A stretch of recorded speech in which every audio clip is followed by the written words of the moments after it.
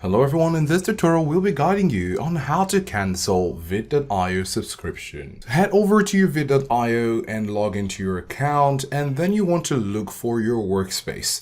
You're going to find it right here at the top left area. You can click on the drop down, and then you're going to click on workspace billing. So once you click on the workspace billing, you're going to see workspace settings.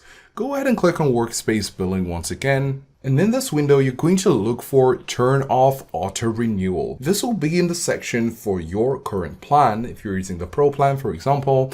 And once you click on the turn off auto renewal, you'll need to follow the on-screen prompts. Now, during the cancellation process, you will be asked to answer a few short questions. You must complete this step in order to finalize the cancellation. You'll also receive a confirmation email that will be sent to the email address associated with your account. If you don't receive this email, you'll need to contact customer support in order to confirm it.